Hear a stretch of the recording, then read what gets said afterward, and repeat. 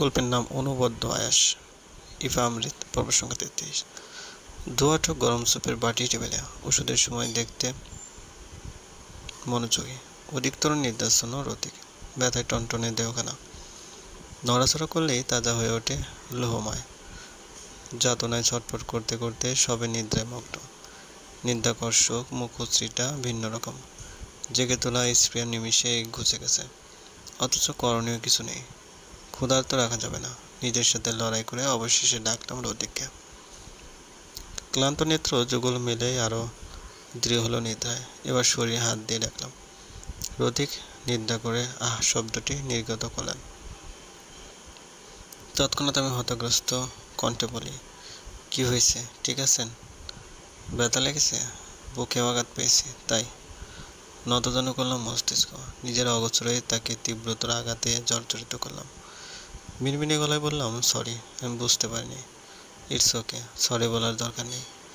পিঠের পিছনে বালিশ দ্বারা আবৃত করলাম, অতঃপর তাকে হেলান দিয়ে বসিয়ে দিলাম, ট্যাবলেট ও পানি এঁকে দিলাম। হাতে ব্যান্ডেজ বিদায় ধরতে সক্ষম হলেন না, তাই আমি খাইয়ে দিলাম। স্যুপ তুলে চামচ পরিমাণ এগিয়ে দিতেই নাকচ করলেন তিনি। সোজা সাপটা বললেন, গলার ব্যথা জোনাকি, সামান্য ট্যাবলেট খেতেই গলায় আটকে আসে, খেতে পারবো না। এত বড় শক্তিশালী একজন সুদর্শন সুপুরুষের মুখে এ কথা মানায় না, সামান্য একটা ট্যাবলেট খেতে পারছে না। How funny!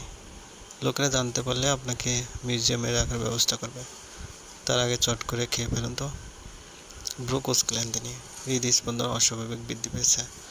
পুরনো সেই দিনের মতো হাত পা যথারীতি কম্পিত লাগলো। আমার হৃৎপিণ্ড স্পন্দন প্রক্রিয়া চূড়ান্ত পাল্টে দিয়ে বললেন, তুমি আমাকে বিদ্রুপ করছো নাকি বাচ্চা বোলাচ্ছ, কোনটা বলতো? মিস্টার, আপনি কি বাচ্চা যে আপনাকে বোলাতে যাব? তাও। পরবর্তী শব্দটা মুখে আটকে রইল, নির্গত হওয়ার সময় হলো না। আমি চামচ মুখে তুলে দিলাম, তারপরও কয়েক চামচ খাইয়ে দিলাম, অতঃপর খাবারের পরবর্তী মেডিসিনগুলো খাইয়ে দিলাম। রতিকে ইতিমধ্যে ঘামছেন, সর্বদা সন্ধ্যার পর মুহূর্তে কিংবা অফিস থেকে এসে শাওয়ার নেয়। আজকে ব্যান্ডেজের কারণে পানির সংস্পর্শে অবধি যায়নি।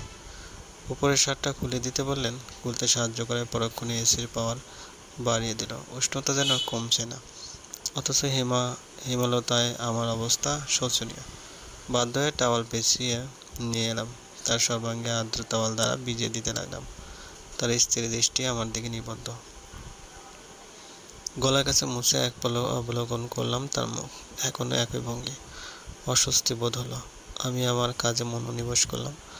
হাত ধরে ফেললেন, ফিসেল হেসে বললেন, আমার জন্য তোমাকে অনেক কষ্ট করতে হচ্ছে জোনাকি, আই এম রিয়েলি সরি। আমি হাত ছাড়িয়ে নিলাম, পুনরায় মুছতে শুরু করি। তার দিকে তাকানোর ফুরুৎসুত নেই, তবু নিজের অস্বস্তি ইতি টেনে বলে, আপনি আর আমি একই, এক আত্মা এক প্রাণ। আপনাকে সাহায্য করা মানে নিজের সাহায্য করা। নিজের জন্য কেউ কখনো বিরক্ত বোধ করে? রতিকের অপলক দৃষ্টি, তার দৃষ্টি ক্রমশ প্রখর হচ্ছে। আমি অস্বস্তিতে কাদা হয়ে যাচ্ছি। নিজের কাজের মাঝে আমার বেবিটার যত্ন নিতে ভুলে গেছি। খাওয়া দাওয়া করা হয় না সময় মতো। আমার ভাবনায় ছেদ ঘটিয়ে রতিক বলে, তা না হয় বুঝলাম, এবার কি এত ভাবছো? জোনাকি, আমি কখনো আমার কাজ অন্যকে দিয়ে করাইনি, তুমিও প্রথম। কেমন একটা লাগছে, ঘরে থাকতে ভালো লাগছে না, নড়াচড়া করতে পারছি না। বলে দীর্ঘশ্বাস প্রশ্বাস নিলেন। হুট করে অন্তঃকরণে বাদ ভাঙল। দ্বিধাহীন চিত্তে বলে ফেলি, আমি একটা খবর দিলে আপনার ঘর ছেড়ে কোথাও যাব ইচ্ছা করবে না। কি খবর? এখন বলবো না, কিছুদিন পর বলবো, আগে আপনি সুস্থ হন। এই সংবাদটা পেলে আপনি চুপ থাকতে পারবেন? ততক্ষণে তার দেহখানা মোছা শেষ। আমি তাওয়াল নিয়ে ওয়াশরুমের নিমিত্তে পা বাড়ালাম। দুপা ফেলে তৃতীয় পা ফেলতে হাত ধরে ফেলেন রতিক, কোমর জড়িয়ে ধরলেন, কিছুতেই ছাড়বেন না। আমি বললাম ফ্যাসাদে, কীভাবে সূচনা ঘটাবো? মিনিটের ব্যবধানে রাজ্যের লজ্জারা বিস্তৃত করলাম। লজ্জা মিশ্রিত মুখটা নত হলো, গালে রক্তিম আওয়াজ ছড়িয়ে পড়ল। ওষ্ঠদ্বয় একে অপরের থেকে বিন্দু পরিমাণ কিঞ্চিত করতে ব্যর্থ হলাম আমি। অথচ সর্বদা কারণে অকারণে ওষ্ঠদ্বয় একে অপরের থেকে বিচ্ছিন্ন থাকে। নিঃশ্বাস টানলাম, অধর কামড়ে ধরে ধীরে ধীরে বললাম, আমি আমি আমি তুমি কি জোনাকি? আমি? না না, আমি নই, আপনি। আপনি? আমি কি জোনাকি? কতনগুলো গলায় দলা পাকি রইল। আমি নিরুপায়, বচনহীন। বেশ কিছুক্ষণ সময় অতিবাহিত হওয়ার পরেও যখন একটা শব্দ মুখ থেকে নির্গত করতে পারলাম না, তখন বোধগম্য হলো তাকে বলা আমার পক্ষে সম্ভব নয়। অন্য উপায় অবলম্বন করতে হবে। আমি আঙুল তুলে কাবার্ডের 3 নং ড্রয়ারে ইশারা করলাম। মিনমিনে বললাম, ওখানে আপনার কাতরতার উত্তর রয়েছে। রদিক সন্ধিহান চোখে চেয়ে থেকে উঠে দাঁড়ালেন। নিজের কৌতূহল দমিয়ে রাখতে ব্যর্থ হলেন। ড্রয়ার দিকে অগ্রসর হলেন, সযত্নে খুললেন। অতিশয় সাবধানতা অবলম্বন করে আমি ক্রমাগত ঘামছি। রদিক পশ্চাৎ ফেললেন।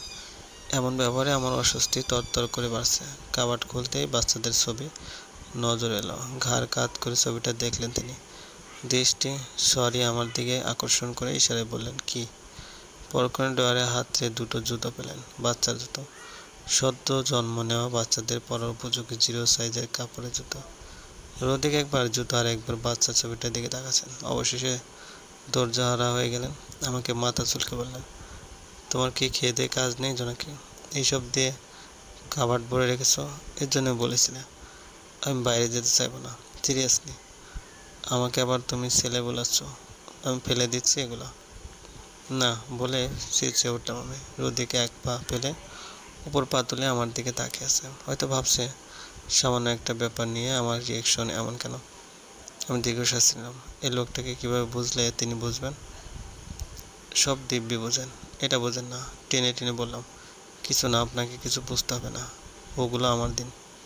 আপনি আসুন, শুয়ে পড়ুন। রাত বাড়ছে, ঘুমের অভাবে অসুস্থ হয়ে পড়বেন। আমি সত্যি কিছু বুঝতে পারছি না জোনাকি। এগুলো যখন তখন কেনা যায়। সামান্য এই জিনিসগুলো নিয়ে এত বিরক্ত কেন তুমি? প্রত্যুত্তর দিলাম না। কোনো কথা নেই তার সাথে, কোনো কথা নেই। আমি তাকে ঠিকই বলবো, তবে মুখে নয়। তার যেমন বোঝার ক্ষমতা নেই, আমার তেমনি বলার মতো তেজ অবশিষ্ট নেই। ফাঁকা মস্তিষ্কে কিয়ৎক্ষণ গভীর ভাবনায় লিপ্ত হলাম। অতঃপর উঠে ব্রাশদানি থেকে 3টা ব্রাশ নিলাম। রদিকের অগোচরে তার ব্রাশটা এগিয়ে দিলাম। তিনি ধরে পিট ও পিট করে বললেন, এটা আমার ব্রাশ, এখন আর ব্যবহার করব না, অনেক দিন হয়ে। চুপ, একদম চুপ। বুঝতে তো পারেন না আমি বোঝাচ্ছি, তা ভক ভক করে যাচ্ছেন। একদম চুপ। তীক্ষ্ণ দৃষ্টিতে নিক্ষেপ করে বললাম আমি। রদিক বাক্যের সমাপ্তি না টেনে চুপ করে রইলেন। লোহমায় নিজের ওষ্ঠদয় কিঞ্চিৎ ব্যবধান মিটিয়ে নিলেন তর্জনীর সহায়তায়। শান্ত বাচ্চার ন্যায় পরক্ষতেই আমার ব্রাশ দিলাম। তিনি হাতে নিয়ে বলতে গিয়েও থেমে গেলেন। অন্য আঙুল দিয়ে শব্দহীন স্বরে বললেন, তুমি? হ্যাঁ। তৃতীয় ব্রাশটা একদম ছোট, আদ্যিতা এনেছিল আজকে। ব্রাশটা দেখে বাবুর কথা মনে পড়েছিল, তবে বাবুর কোনো নাম রাখা হয়নি। সেটা আপাতত মহাশয়ের কাজ। তিনি জানতে পারলে বলবেন আমি বাবা হতে চলেছি, অথচ আমি জানি না তোমরা নাম ঠিক ফেলেছ। আমি ভাবনা থেকে বেরিয়ে রদিকের হাতে 3য় ব্রাশটা এগিয়ে দিলাম।